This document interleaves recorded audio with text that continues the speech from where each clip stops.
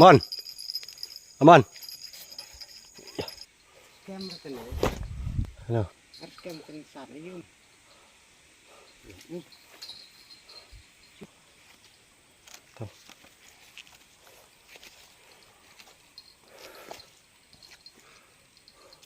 เงาเท่าครานเ